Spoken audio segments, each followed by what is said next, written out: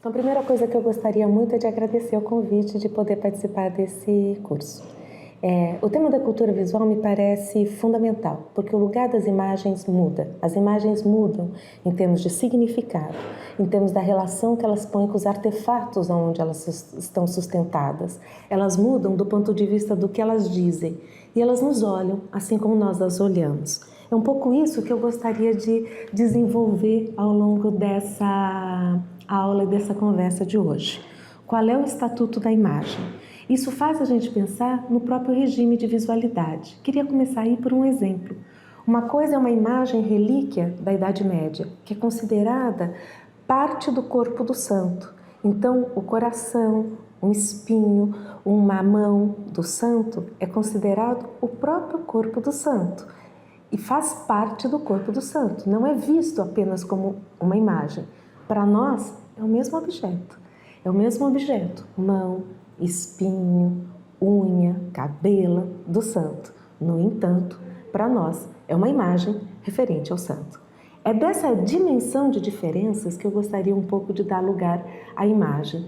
A imagem para nós muda de sentido quando a gente pensa numa categoria da cultura visual. É um campo de estudos estabelecidos a partir dos anos 70, o termo é cunhado pelo John Berger no começo da década de 70. Eu dou uma dica, tem um bom programa do John Berger que data de 72, que se chama Ways of Seeing, está no YouTube.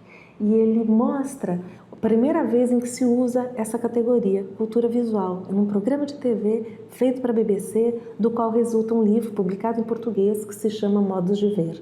Nesse programa, o John Berger vai discutir o que é reprodutibilidade técnica, o que é uma imagem produzindo outras imagens e que processos criam isso. Essa ideia me parece fundamental, de que o regime de visualidade com que a gente vive, ele difere ao longo do tempo.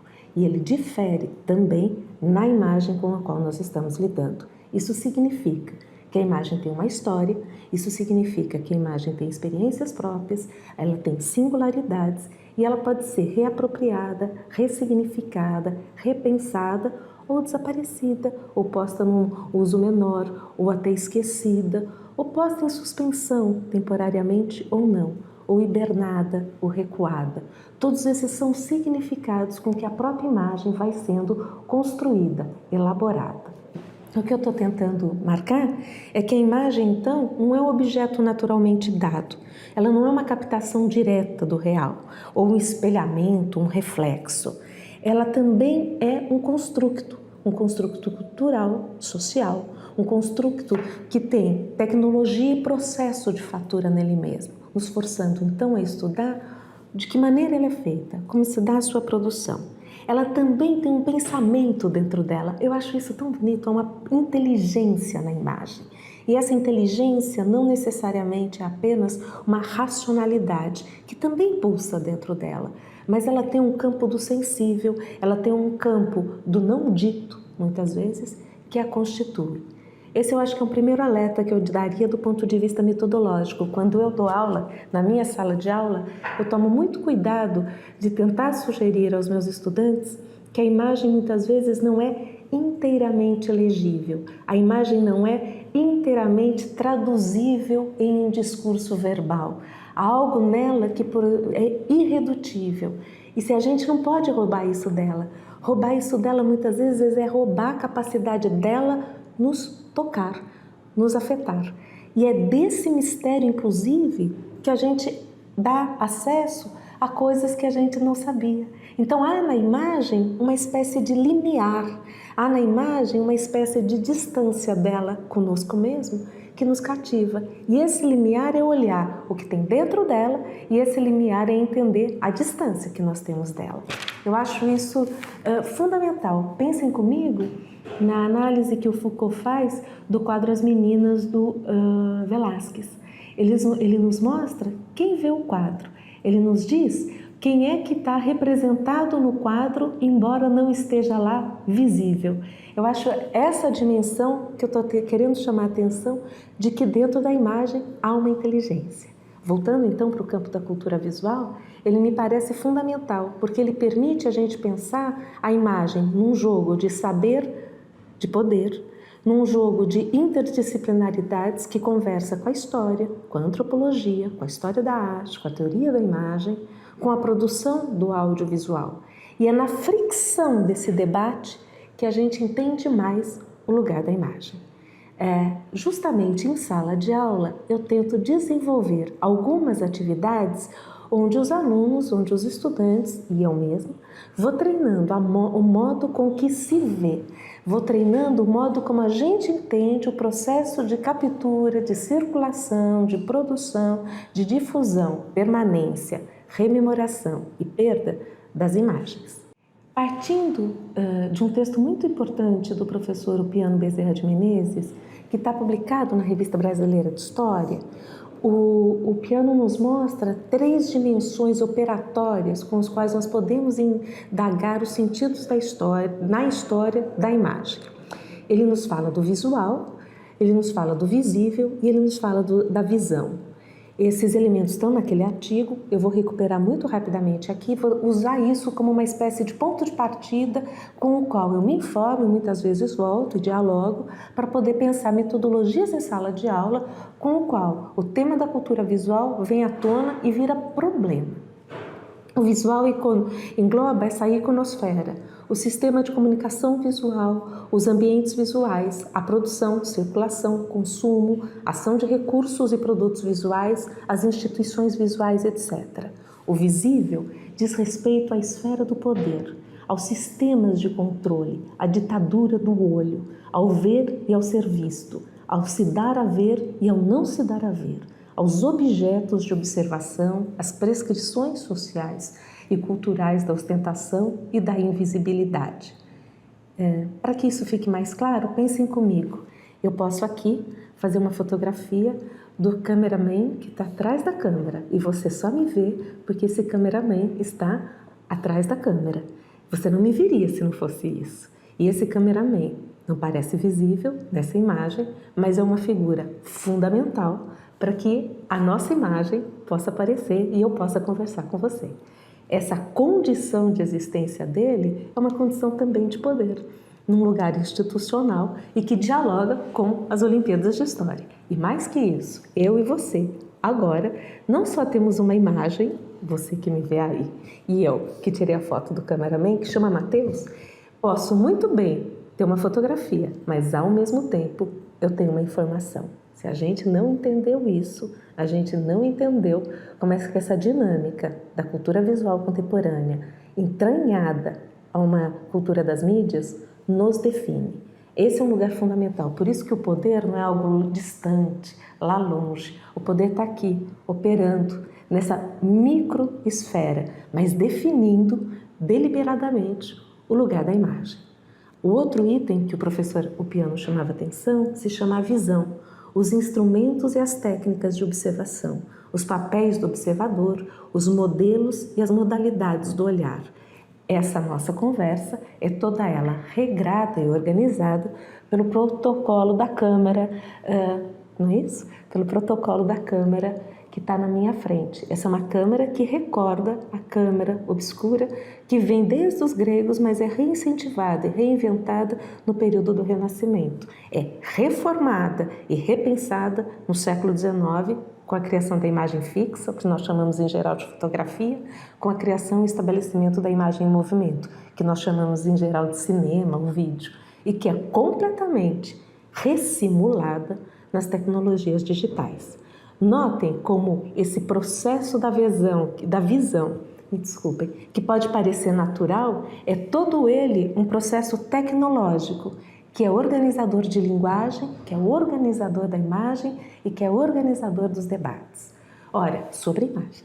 É a partir daí que eu penso algumas metodologias com os meus estudantes em sala de aula. É isso que eu queria compartilhar agora com você.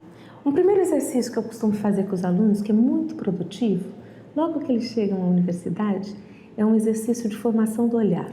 Porque embora todo mundo veja, e veja muito, a gente é muito inflacionado de ver, um exercício que funciona é pô-los num lugar de observação. Eles têm que ir num espaço, em geral, de muito movimento e público, onde eu esforço a olhar como as pessoas olham os objetos, como as pessoas se comportam em relação ao seu olhar, como as pessoas acoplam objetos ao seu olhar, como as pessoas não se olham, como as pessoas olhando estão indiferentes e assim por diante. Eles adoram. Uma turma vai para um terminal rodoviário de grande movimento, uma turma vai a uma feira popular e pública, muito movimentada, e uma turma vai para a balada, que dá uma luta entre eles, porque todo mundo quer a balada, imagina, vai na balada fazer tarefa, então é maravilhoso esse pedaço. E o que eles descobrem é que muita gente não se olha.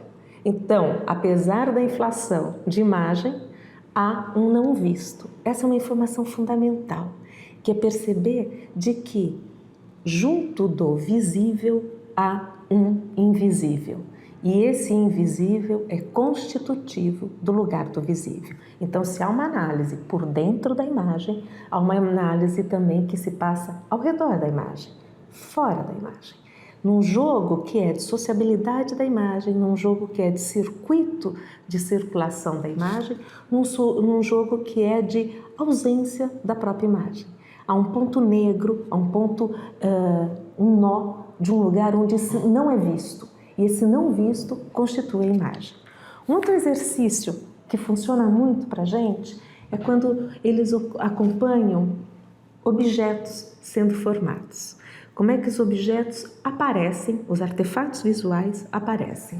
É muito profícuo trabalhar como a câmera obscura funcionou entre a Idade Moderna, nos séculos XV, XVI, até o começo do século XIX, como aparece a câmera fotográfica e a ampla variedade de câmeras fotográficas que nós temos, e o modo de fotografar amplamente variado do século XIX, a grande estandartização que o modelo Kodak impõe, a enorme variação e as formas de vender e popularizar o ponto de vista da Kodachrome, através da grande empresa Kodak.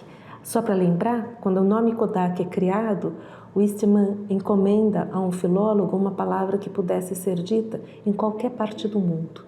O nome Kodak, a palavra, é uma criação industrial, já presumindo que é uma fotografia que pode ser feita em qualquer lugar do mundo, com uma tecnologia onde você vira fotografia independente do clima, da chuva, do sol, da química usada, porque ele se resguarda tudo isso. Ou essa inflação e mudança das câmeras fotográficas com o digital, onde você multiplica o formato dessas câmeras. Volto para esse objeto. Todo mundo hoje em dia, potencialmente, em escala planetária, tem uma câmera fotográfica. Todo mundo hoje em dia, potencialmente, é um fotógrafo amador. Nossos alunos, inclusive, né? Nós mesmos e eles. Então é fundamental acompanhar essa formação de um objeto. Às vezes eu faço esse mesmo exercício com a televisão. Como é que na propaganda, entre 1940 e a década de 2000, o objeto televisão é propagado. De que publicidade estamos falando? E a gente vê o corpo da televisão se descolando e ele virando apenas uma tela. Isso é fundamental, isso é formação do olhar. A pessoa vai vendo que o que ela olha tem especificidade e vai treinando o modo pelo qual o olhar se organiza. Há um exercício, eu posso fazer uma diferença aqui? Há muita bibliografia numa revista que se chama Studium, sediada no Instituto de Artes da Unicamp. Há uma bibliografia em textos curtos, todos eles muito bem escritos, tem maiores versões se necessário, mas são textos curtos, online, abertos, que você pode usar para pensar o fotográfico. Outra coisa que me parece fundamental para o campo da cultura visual é algo que é como se dá a circulação, ou seja, como se dá o trânsito. Por quê? Porque nós vivemos um universo de transmídias. Essas mídias vivem imbricadas e elas necessitam transitar entre si. Isso gera uma subjetivação completamente distinta daquela que, por exemplo, me formou, né? Eu via televisão, isto era um objeto. Eu ir ao cinema era outra experiência. Hoje em dia essas coisas estão completamente entrecruzadas. Primeiro, porque a plataforma é muito comum. Segundo, porque eu posso ver cinema com o celular tocando, ou eu vou ao cinema e o cinema se degladia com um iPad, ou eu vejo cinema de boa qualidade num iPad ao mesmo tempo que a televisão está tocando e o meu celular está lá rolando. Então, essa mistura de transmídia, que é uma experiência ao mesmo tempo, gera uma nova noção de espectador. Pensa comigo, você pode ver alguma coisa no Netflix, na televisão ou no torrent. Quem é que está definindo o que é espectador ou telespectador? Note como muda por completo a definição dessa educação visiva que nós temos. E vai tocar também diretamente o que as telas fazem conosco. Nós temos uma educação visiva fortíssima que está em nós e que está nos nossos estudantes. É por isso que eu sempre discuto muito com eles essa educação visiva que eles têm. Pensem comigo no episódio dos Simpsons, que tem uma abertura a convite dos produtores dos Simpsons, assinada pelo Banksy. O Banksy, como vocês sabem, é um artista street art, um realizador de street art muito reconhecido. E o Banksy faz uma coisa fundamental. Ele faz uma vinheta de abertura dos Simpsons, onde ele mostra como os Simpsons é mercadoria, como a imagem é mercadoria e como ela está custeada por trabalho infantil na China. É o que ele está sugerindo quando se faz camisetas. Ou de como esse entretenimento que conquistou a nossa realidade como uma espécie de categoria-chave do conhecimento ou do viver no presente, adentrou as práticas de negociação e da própria imagem. Só para fazer um parênteses, eu sugiro também ler, se você puder, o texto do George Colley do último domingo, na Ilustríssima. O George Colley nos faz um favor. Ele vai explicar como é que a pichação ou street art, algo que muitas vezes as pessoas pensam que pode arbitrariamente serem desaparecidas, ele está mostrando lá como se tem street art de primeira qualidade, que a rua pode funcionar como um museu e que isso também é educativo nos nossos olhares, no dia a dia, no urbano. Então, a educação do olhar não se dá num plano de visitas apenas aos museus, a orientação de boa literatura, de teoria da imagem ou da história da arte, a leituras difíceis e inatingíveis de romances que comentam quadros. Isso também nos forma e isso está disseminado no cotidiano. Mas nos forma aqui, quando você me olha, quando jogamos esse game chamado Olimpíadas da História, quando brincamos conosco mesmo de fazer fotografias, ou quando assistimos um Simpsons às 9 horas da noite numa TV aberta ou numa TV fechada, ou podemos consultá-los no YouTube. Isso faz parte dessa educação visiva que os nossos estudantes trazem.